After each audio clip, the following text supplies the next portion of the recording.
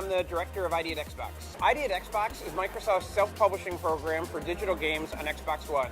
So we enable independent creators, independent developers to make their games on Xbox One and self-publish them. We have more than 250 developers who we've sent dev kits to, and today we're showing kind of like the first sampling of games that are going to be coming for Xbox One via ID at Xbox.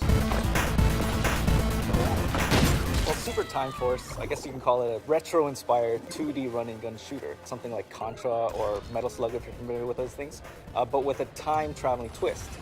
So at any point you can sort of go backwards or forwards in time, and in doing that, see the future or alter the past. And when you do that, you're actually adding another iteration of yourself into the timeline. So as you play and rewind, you're going to be building up an army of yourselves to sort of, tackle the overwhelming forces stacked against you.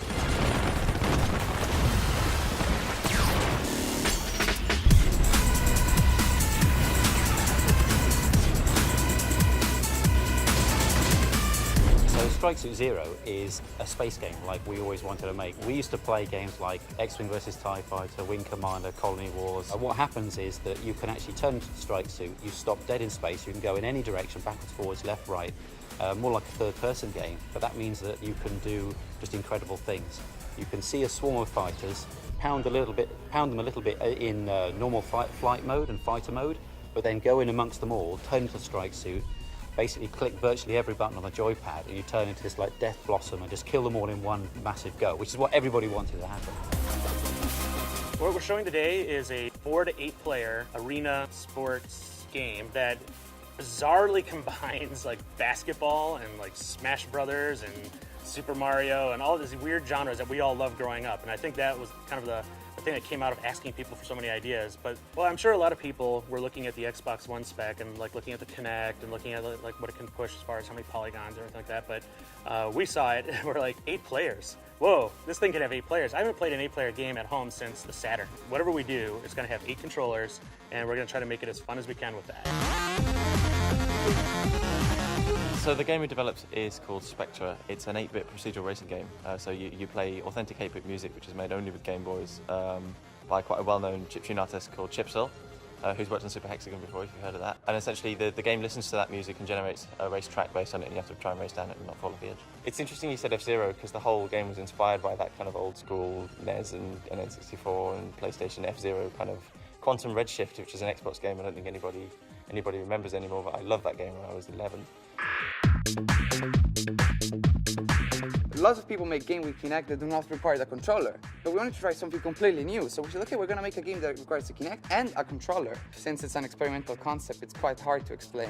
But basically, you have to imagine like a normal platform game in which instead of 1 level, there's 2 levels. But the second level is behind the first level, right? So normally you would only see the first level. But with this Kinect game, the silhouette of the player is like carving a hole in the first level. So you can see also the second level. And that's what the indie scene is about. Trying new things, new state of plays, new rules. In the program, we're really just trying to reduce friction as much as possible so that independent creators can ship awesome games on Xbox One and that players have an opportunity to play a huge variety of diverse content on their Xbox. We're actually on a Microsoft Accelerator in the UK, and they hooked us up with the guys at the ID Xbox team. They'd seen our game before, which was predominantly a mobile game, and they're like, you guys should get this on a console, and we think we've got one you should be interested in. It was a really big win to be able to work with the hardware early on, see the revisions, and even be part of the process to see what kind of changes were needed in the development kits and things like that to help make the process more smooth. And then we started getting check-ins on phone of, you have everything you need, you have it. I've never had that experience before. Especially comparing it to last time on the 360 where they had the indie game program, but it was sort of a very limited scope. This time it's kind of like all out, just you can have everything, you can go crazy and see what comes out. Nowadays, as a small developer, you can reach out to communities, you can do things, and you can, as long as you make a great game, and you talk about it a little bit, then hopefully people will come and really enjoy it. We started this program by going on a huge listening tour, talked to more than 50 different developers about what they wanted in an independent publishing program, and we haven't stopped listening. We're still out there all the time, talking to developers, listening to developers, working on making sure we're making the right changes to the program, and just trying to make it so that we lower friction for them so that they can ship great games that players can experience on Xbox One. It's a lot of work. It's been really gratifying. But then to walk in here and like suddenly see all the games, it's just like, okay, this is real. Like, wow, like this program, like we're shipping a lot of games, and this is just a fraction. I mean, I think gamers are going to be super excited to see what these independent creators deliver over the next year, year and a half. I mean, this is going to blow you out of the water.